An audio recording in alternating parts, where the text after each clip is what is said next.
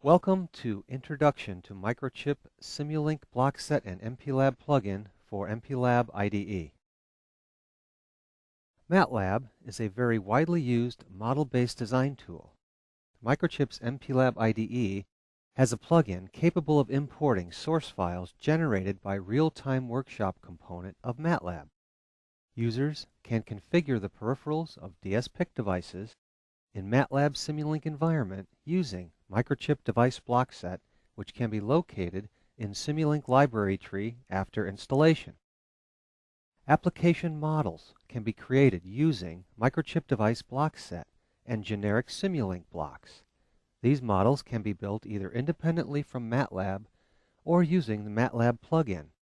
Hex COF files generated from Matlab can be programmed using Microchip or third-party programmers. When Matlab plugin is used, code generated can be modified and debugged from the MPLAB environment. This session will last about 15 minutes. We will go through the steps to use Microchip device blockset and Matlab plugin. This will also guide you through SIMULINK model creation, configuring RTW parameters, generate code, build and debug code generated from SIMULINK models. Let's look at some of the terms we will encounter in this session. Matlab SIMULINK, a very popular tool for mathematical computation and model-based design. SIMULINK model. This is in general a pictorial representation of an application, created using blocks provided by Matlab as well as third parties. RTW, Real-Time Workshop. This is an optional product of Matlab which can generate ANSI C code from SIMULINK models. RTW Embedded Coder. This is an optional add-on to RTW. Code generated by RTW is generic in nature. Embedded Coder generates optimized code suitable for embedded targets. The SIMULINK Microchip blocksets run with Real-Time Workshop and RTW Embedded Coder of Matlab. These blocks enable you to do model-based design of your application and offload you from the hassle of going through datasheets and configuring peripherals. The auto code generation feature of RTW Embedded Coder, coupled with drivers behind the Microchip blockset, generate efficient C code for your models. These blocksets appear under two main categories: dsPIC 33F target. These blocks allow you to configure various peripherals for initialization purposes. You can configure by double-clicking on these blocks. These configurations would reflect the initialization code that is generated from these models. For example, UART config. dsPIC 33F general. These blocks allow you to configure various peripherals for runtime purposes. You configure by double-clicking on these blocks.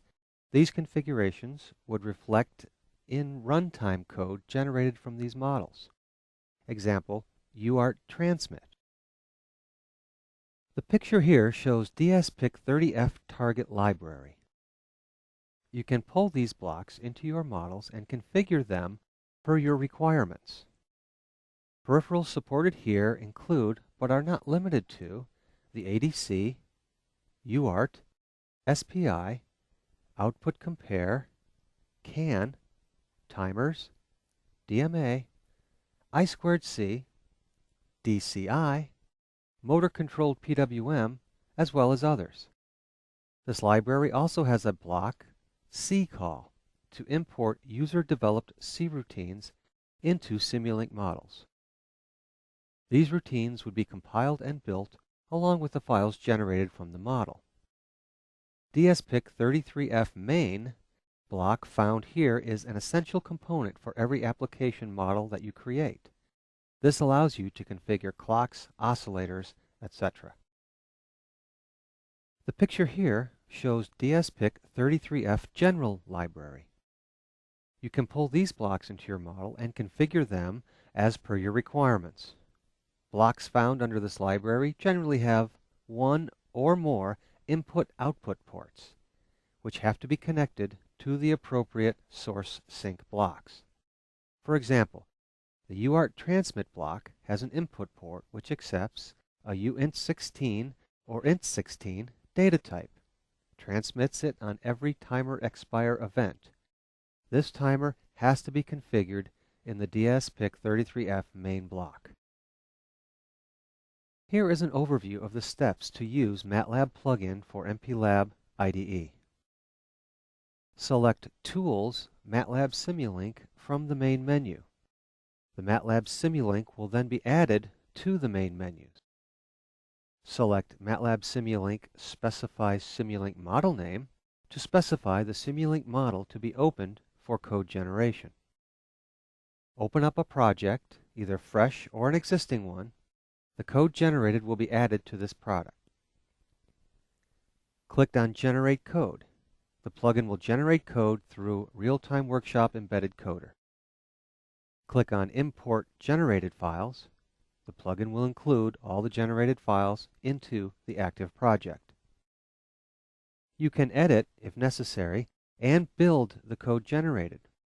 You can program the hex cough through MPLAB.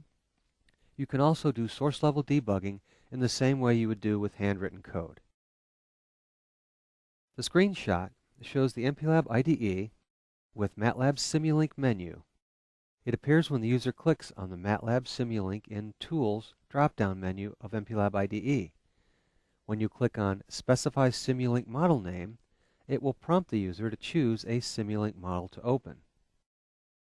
If this is the first time you are working with Matlab, you will need to launch Matlab and create and save a SIMULINK model separately so that you can specify that model name in the plugin. Once you choose a SIMULINK model, MPLAB will launch Matlab and open up the SIMULINK model that you specified. This model can then be modified and saved. It is mandatory to have a project in MPLAB IDE before you generate code from a model. To use SIMULINK, first launch Matlab. Click on SIMULINK icon as shown in the picture. This would open up a SIMULINK Library browser. This will have default SIMULINK blocks and different block sets that you might have bought from the MathWorks. Make sure that Embedded Target for Microchip dsPIC appears in the SIMULINK Library tree. If it does not exist, then you need to install it or add path of installation to Matlab paths. Refer to Device Blocks Deployment Details.doc. Click on Create a New Model in the SIMULINK Library browser. This would open up an empty model file. You can populate this model file with different blocks from SIMULINK Library and create an application model. Populate your model file with required blocks. You can use generic SIMULINK blocks which support fixed point data types along with Microchip blocks. Generic SIMULINK blocks can be checked for compatibility by clicking on Signal Attributes tab in their respective masks, the pop-up GUI that appears when you double-click on these blocks.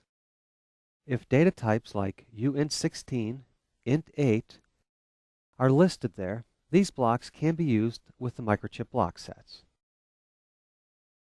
This diagram shows Embedded Target for Microchip dsPIC contents in SIMULINK Library browser. These blocks can be pulled to the model that you are creating. Double-clicking on these blocks after placing them in the models allows you to configure these blocks. You can use all generic SIMULINK blocks which support fixed point operations. Blocks which have input-output ports need to be connected with appropriate source sinks. For example, for UART transmit, you need to connect a block which outputs a uint16 or int16 data type. This picture shows how to launch Real-Time Workshop Configuration dialog. Once the SIMULINK block is designed and ready, you need to do some configuration settings for each model. These settings are used in configuring generated code from the respective models. Here we have view of Real-Time Workshop pane of the Real-Time Workshop Configuration dialog. You have to choose dsPIC 33f.tlc as system target file. You can choose this file by clicking Browse button, which is circled in the picture shown. This will pop up a list of system target files that are registered in your Matlab installation. If you'll be using Matlab plugin and MPLAB to build, ert.tlc also can be used as a system target file. Generate Makefile option can be unchecked. Generate Code Only option can be checked. If you would like to build this model without the help of a plugin, you should check the Generate Makefile option. Generate Code Only option should be unchecked. Here we have a view of Solver pane of Real-Time Workshop Configuration dialog. Since Microchip blocksets do not have simulation capabilities, you need to select Fixed Step Type, Discrete, No Continuous State Solver. All other fields can be left to default. Here we have a view of the Hardware Implementation pane of Real-Time Workshop Configuration dialog of Matlab Release 2007A. Select Custom Device. In versions R2007B and onwards, there will be an additional field where you can choose Generic. Select the number of bits as followed: a char 8, short 8, int 16, long 32, native word size 16. Byte ordering is little endian. Emulation hardware, you should check None. This shows how to generate and import files from a SIMULINK model once you have configured real-time workshop settings and saved the model. It is mandatory to have a project in MPLAB IDE before you generate code from a model. Generate Code generates code from the model specified. Import Generated Files imports all the files that are generated from the model into the active project. All other dependent files are compiled and object files are archived and imported as Matlab core.a library. By clicking Generate Code and Import Files, both operations of generating files and importing them into the project is done in a single step. Add library files lib p33fj-coff.a and lib p33fj-elf.a to the project and build. To trace arrays when the MPLAB Real ICE in-circuit emulator or MPLAB Sim Simulator is the debugger, select Array Snapshot. Tracing array variables occurs on a halt.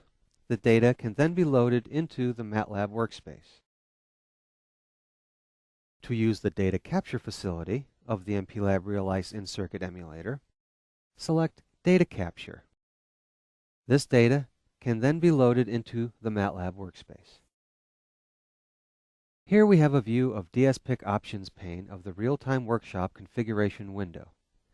This will appear only if you have chosen dsPIC 33f.tlc as the system target file.